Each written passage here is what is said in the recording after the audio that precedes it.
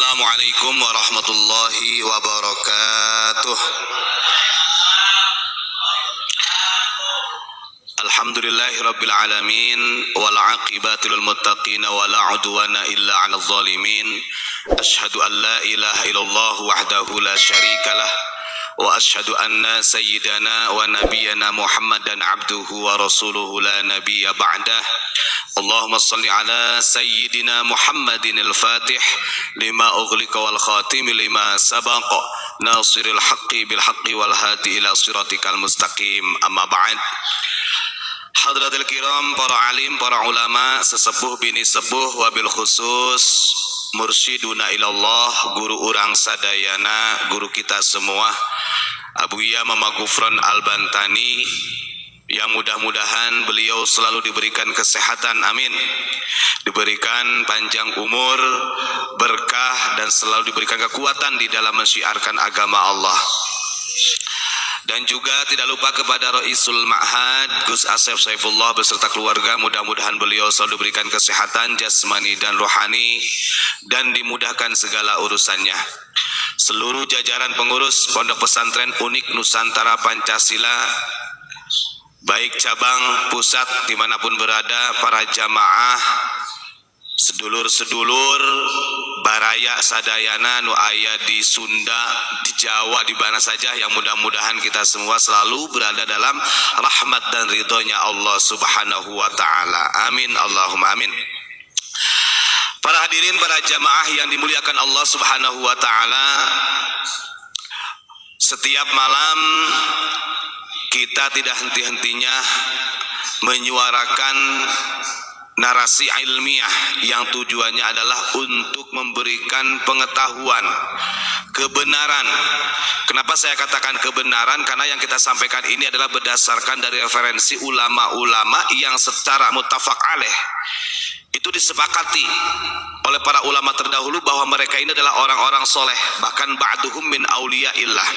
Sebagian mereka itu yang mempunyai predikat para wali. Makanya alhamdulillah kita masih diberikan kesempatan untuk tabarukan, belajar, mengkaji, malah berkah dari ilmu-ilmu yang Allah titipkan kepada para ulama yang soleh, sehingga kita mudah-mudahan menjadi anak yang solih dan solihah. Amin, Allahumma amin. Dari beberapa kajian, tentunya karena atas dasar petunjuk dari guru, dari Abuya Mama Gufron Al-Bantani, kita sudah tahu bahwa di dalam kitab Ihya Ulumuddin itu jilid 3, Imam Ghazali sendiri ini sangat mewarning keras bagi orang-orang yang selalu al-fakhru bil ansab, bagi orang-orang yang selalu membanggakan nasab, wa mustanadu rajai bi salahil aba, dan bagi orang-orang yang selalu bersandar pengharapannya dengan kebaikan nenek moyangnya. Ini sangat dikritik keras oleh Imam Ghazali, dan itu saya yakin para ulama sepakat. Walaupun kadang-kadang ada orang yang mengatakan, wah ini kan sekarang bukan Bani Alawi, Ba'alawi ini dinisbatkan pada Alawiyin kan begitu. Nah, ini sebagai jawabannya ketika orang yang memang tidak memahami naskah atau ilmiah yang disampaikan oleh Imam Ghazali di dalam kitab Ittihafus Sadatil Muttaqin karya Imam Zabidi. Nah, ini saya tunjukin ya. Ini kalau kita baca semuanya ini lebih Masya Allah. Nah, ini monggo Pak Sakur ya. Kitab Ittihafus Sadatil Muttaqin. Kitab ini ada 14 jilid yang mensyarahi kitab Ihya karya Imam Ghazali. Imam Ghazali Ihyanya 4 jilid. Disyarahi oleh Imam Zabidi atau Syekh Zabidi ini menjadi 14 jilid.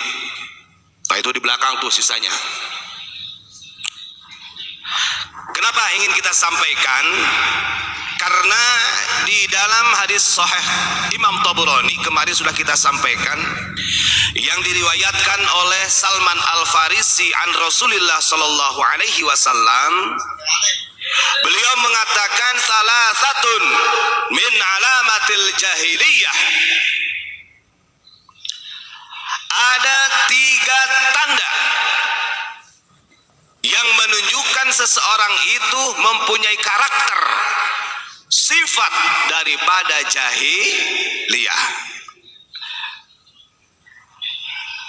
Agar supaya kita dijauhkan dari sifat karakter jahiliyah, tentunya 3 tanda ini harus dibuang jauh-jauh dari diri kita. Ini sebelum saya bacakan Ittihafus Sadatil Muttaqin ya. Yang pertama, tanda-tanda bahwa seseorang itu walaupun di zaman sekarang, di abad 20 sekarang, di abad 21 sekarang, kalau dia masih mempunyai karakter sifatnya seperti yang disabdakan oleh Nabi di dalam hadis riwayat Tabarani, maka bisa dipastikan orang-orang tersebut adalah golongan jahiliyah. Na'udzubillahi min. Yang pertama yang disampaikan oleh baginda Rasul sebagai tanda karakter sifat daripada jahiliyah adalah al-fakhru bil ansabi. Orang-orang yang gemar menyombongkan, membanggakan keturunannya. Keprok dulu, keprok.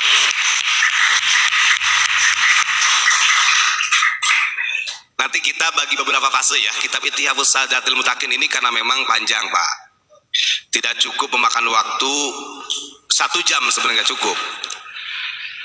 Maka ketika para santri yang ngaji kepada Abu Yamamah Ghufran kemudian dia keluar dari pesantren dan membangga-banggakan nasab, ini nasab kita yang bukan Ba'alawi, yang bukan Bani Alawi. Maka jangan sampai kita bersandar kepada kebaikan nenek moyang kita. Andai kata si Fulan, si Budi ini santri punya bapaknya kiai, kakeknya kiai, mbaknya kiai, kemudian dia bersandar, saya ini anaknya kiai anu, kiai anu, kiai anu. Bohong, kata Imam Ghazali, kata Rasulullah, orang yang seperti itu justru menjadi karakter sifat tabiatnya seperti jahiliyah. Orang Bani Alawi saja dikritik oleh Imam Ghazali, keturunan Sayyidina Ali, kalau dia membanggakan nasabnya, apalagi kita yang bukan dzurriyyah dari Rasulullah. Nah ini, kalau orang yang cerdas begitu Pak. Kalau orang yang nggak paham, wah ini sedikit-sedikit nyindir Bani Alawi. Loh, pahami narasi yang disampaikan oleh Imam Ghazali dan hadis Nabi itu. Artinya, Kanjeng Nabi Muhammad itu tidak pandang bulu. Jangankan orang lain, gitu. Kalau dari anak turunku, cucu-cucuku, kata Nabi, kalau dia al-fakhru bil ansab minal jahiliyah. Kalau dia selalu menggembar-gemborkan, membanggakan, mensombongkan dengan nasabnya bisolahil aba, maka dia adalah jahiliyah. Itu Nabi. Artinya orang dari keturunan Nabi saja sudah, artinya sudah dikritik oleh Kanjeng Nabi sendiri kalau hanya sekedar menyandarkan pada kebaikan orang tuanya. Apalagi kita anak-anak petani, anak-anak nelayan, kan begitu, yang cerdas pikirannya gitu loh. Yang kedua, yang menjadi tanda alamat jahiliyah itu adalah watta'nu bil ansabi. Seseorang yang selalu menghinakan, merendahkan nasab orang lain. Saya tanya kepada adik-adik, adakah ulama-ulama kita yang tidak menghormati dzurriyyah Rasulullah yang ada di Nusantara? Gak ada. Semuanya yukrim dhaifah. Karena ulama-ulama kita memahami narasi hadis yang disampaikan oleh Kanjeng Nabi, man kana yu'minu billahi wal yaumil akhir fal yukrim dhaifah. Kata Nabi, kalau seseorang itu mengakui iman kepada Allah dan hari akhir, maka hendaklah harus memuliakan tamu siapapun itu. Mau tamu dari Arab kek, mau tamu dari Cina kek, mau tamu dari Italia, Jerman dan lain sebagainya, tetap dimuliakan di bumi Nusantara.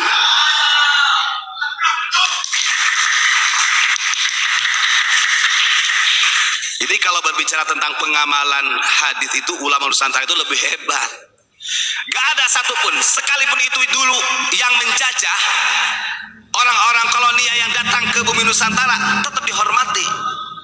Adanya perlawanan sehingga sampai perang kontak fisik itu karena mereka sudah musrifin, keterlaluan. Betul kata Pak Imron, orang Indonesia itu apa Pak?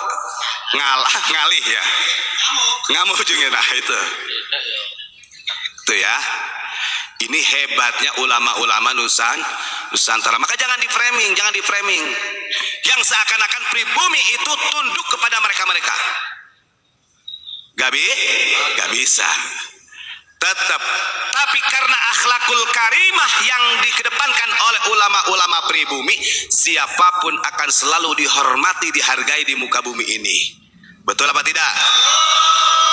Itu akhlak baginda Rasulullah. Yang ketiga, dari tanda jahiliyah itu adalah waniyah. Orang-orang yang ketika ada yang meninggal dari keturunannya selalu dia meratapi.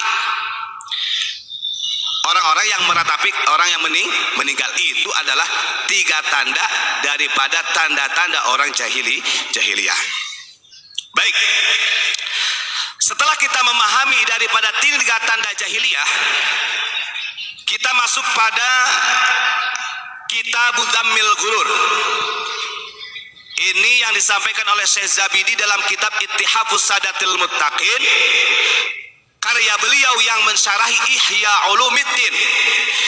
Jadi jangan sampai wah itu kan Imam Ghazali, apakah ada gak ulama-ulama yang lainnya mengkritik ketika orang selalu bersandar dengan nasabnya? Banyak.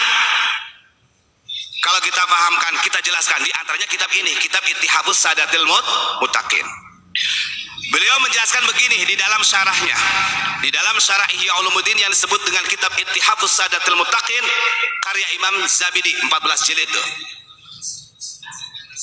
Al-Mithalul Tsani. Ingat, tipu daya. Sebelumnya beliau menjelaskan tentang tipu daya. Secara garis besar terbagi 2. Ada tipu daya setan. Ada tipu daya manusia yang sebenarnya ada jelmaan setan. Disebut dengan al-asad, para pendusta atau pelaku maksiat.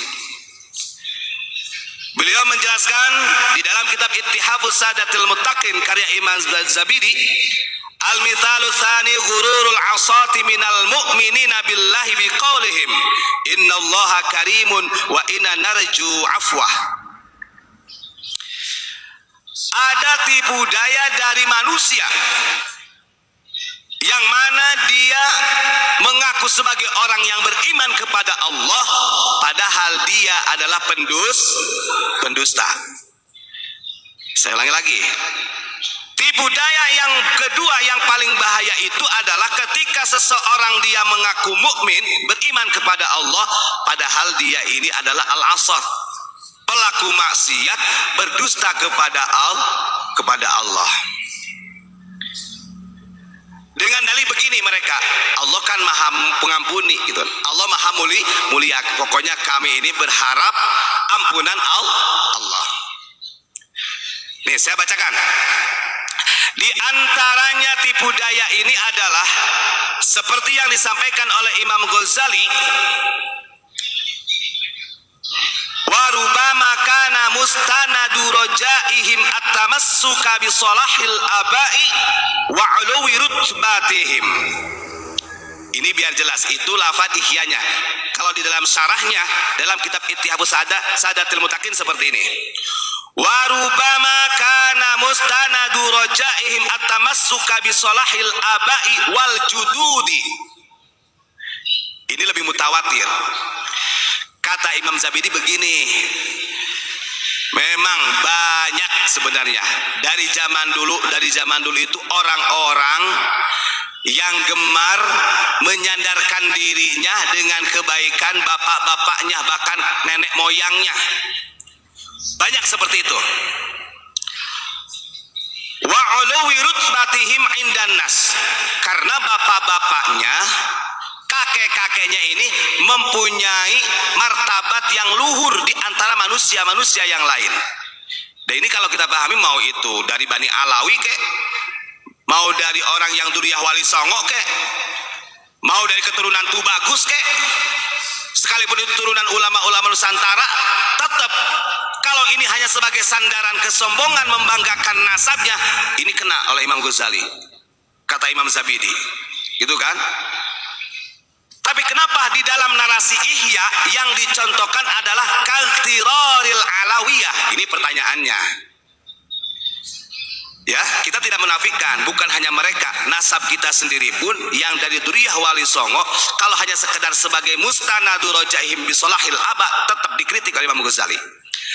Tapi kenapa Imam Ghazali, Syekh Zabidi memberi contoh kaktiraril alawiyah? Ini namanya tasbih kalau di dalam ilmu balaghah. Syarat tasbihnya ada apa? Huruf kaf. Ya, misal. Maka jawabannya ketika Imam Ghazali, Syekh Zabidi di dalam kitab Ittihafus Sadatil Muttaqin memberi contoh ikhtirarul alawiyah, karena kebanyakan dari dulu sampai sekarang yang membangga-banggakan nasab, yang menjual nasab orang tua nenek moyangnya adalah dari golongan mereka. Kan?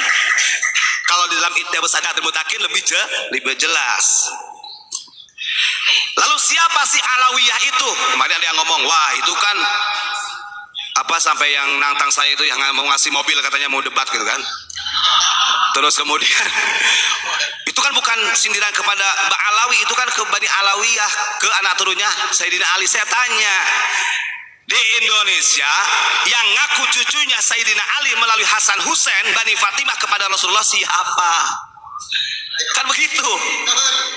Orang kok gak cerdas. Kalau gak percaya tak tunjukin nih. Nih, biar paham ini. Ini makna ya, ikhtiraril alawiyah itu bagaimana sih? Kata Imam Zabidi, tipu daya Bani Alawi. Yang dimaksud dengan itu adalah auladu Ali bin Abi Thalib radhiyallahu anhu wa humul buyutul khamsah. Ingat, anak turunnya Sayyidina Ali dari garis Hasan Hussein disebut buyutul khamsah, yang waktu itu dinisbatkan sebagai ahlul bait. Saya tanya, siapa yang selalu mengaku-ngaku sebagai ahlul bait di sini? Gak mungkin orang kita takut. Diperjelas loh Imam oleh Syekh Zabidi. Maka ketika ada orang yang mengaku-ngaku dari duriyah Nabi, jalurnya Hasan Hussein sampai ke Sayyidina Ali Bani Fatimah, kalau dia hanya mustanadu rojaim bisolahil aba, maka bisa dipastikan itu adalah ikhtirar, tipu daya. Kita jangan ketipu. Jangan ketipu.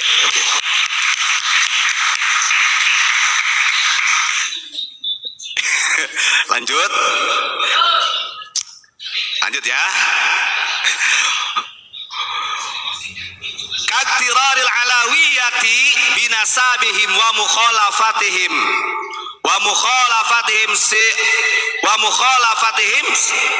sirati abaihim at-tahirin fil khaufi wa taqwa wal wara. Itu kalimat yang diittihaf. Kalau di kalimat yang diihya begini, kaktiraril alawiyati binasabihim wa mukhalafati sirati abaihim fil khaufi wa taqwa wal wara. Ada perbedaan, artinya beliau Syekh Zabidi lebih memperjelas.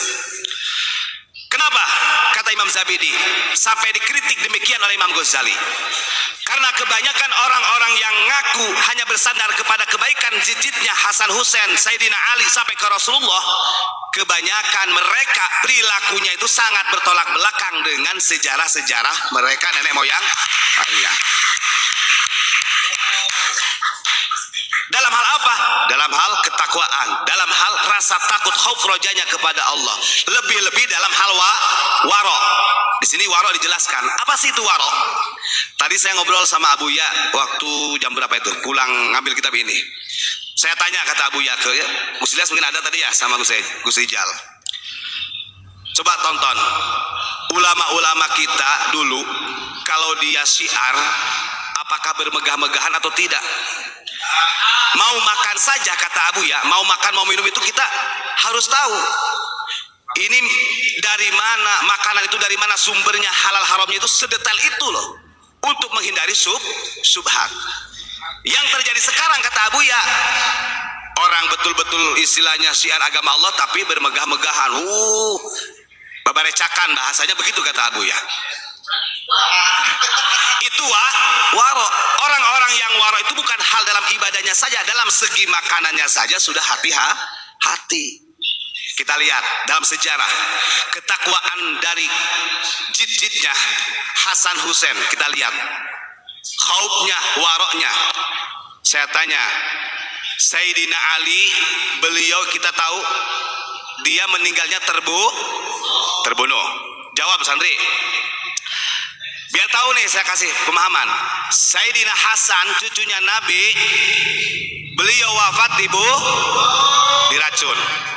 Sayyidina Husain, cucunya Nabi, beliau wafat dipenggal. Para santri kalau membaca sejarah, kalau memang betul itu diitbakkan kepada Alawiyah dari Alawi bin Ubaidillah itu, coba lihat sejarahnya. Ada atau tidak dari kurun mereka sampai sekarang yang membela agama Allah sampai dipenggal atau sampai meninggal dunia? Coba. Gak ada. Justru ulama-ulama kita ketika Babat Banten atau Cilegon banyak ulama kita yang dipenggal, dihukum gantung. Berarti kalau secara ittiba perjuangannya justru lebih mulia ulama-ulama kita. Makanya itu yang dikatakan oleh Syekh Zabidi, wa mukhalafati sirati abaihim. Perjalanannya mereka itu jauh bertolak belakang dengan perjuangan mereka. Oh, kalau kanjeng Nabi udah jelas dicaci, difitnah, itu betul-betul. Sayyidina Ali terbunuh mempertahankan agamanya Allah. Sayyidina Hasan, Sayyidina Husain, itu udah jelas. Gitu ya. Terus kemudian hal ini dijelaskan karena mereka adalah orang-orang yang suci. Kama ruwiya an Ali bin Hasan bin Ali wa waladu Muhammadun wa hafidhuhu Ja'far wa ghairuhum. Ini udah jelas. Dari mulai Ali Zainal Abidin, Muhammad Al-Baqir, Hasan Husain, ini cucu cicitnya. Ja'far. Ini adalah orang-orang yang berjuang betul-betul menjaga agama Allah. Itu sudah jelas. Artinya dalam sejarahnya betul, gitu kan. Tapi jangan dibuat sandaran saja begitu sampean ya. Wa dhannahum annahum akramu 'ala Allahi min abaihim. Nah, ini lebih hebatnya lagi. Ini sudah disampaikan dalam Ihya juga ini. Ada juga bahkan orang-orang yang selalu membanggakan nasab itu, mereka mengira bahwa diri mereka aja bahkan lebih mulia daripada nenek moyangnya. Banyak. Ini saya nggak mau cerita lagi kalau hal ini. Artinya keunggulannya kadang-kadang mengalahkan Sayyidina Hasan Husain. Keunggulannya mengalahkan Sayyidina Ali. Keunggulannya mengalahkan Rasulullah. Banyak lah itu ya. Masya Allah, mudah-mudahan kita semua dijaga oleh Allah ya. Idh aba'uhum ma'a ghayatil wara'i wa taqwa kanu khaifin.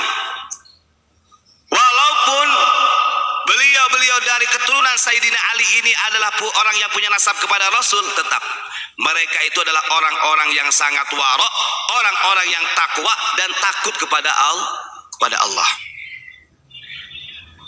Wahum ma'aghayatil fujuri wal fisqi aminun. Sementara anak turunnya yang membanggakan nasab hanya bersandar pada solahil aba, mereka merasa aman dirinya, padahal dia ini adalah orang fujur. Fujur itu lacut.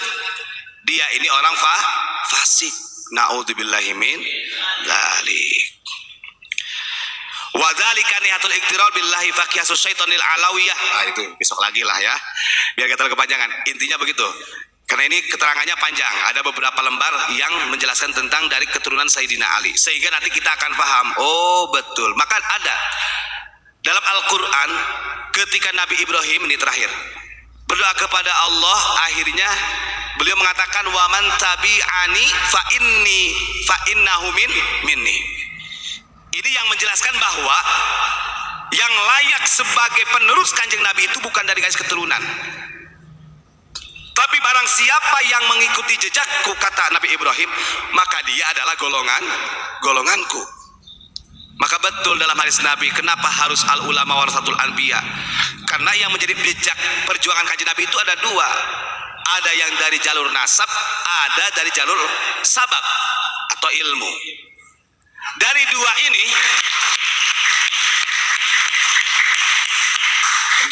ini, ketika yang dari jalur nasab ini tidak sesuai dengan perjuangannya, falaisa minni, kata Nabi, dia bukan golonganku. Tapi walaupun dia tidak punya nasab kepada kanjeng Nabi, tapi secara sababnya, keilmuan dan jejak akhlaknya sesuai dengan kanjeng Nabi, fa innahu minni, justru dia adalah golonganku. Gitu ya. Baik, terima kasih. Untuk kelanjutannya insyaallah besok kalau Allah masih memberikan izin. Ihdinas siratal mustaqim. Assalamualaikum warahmatullahi wabarakatuh.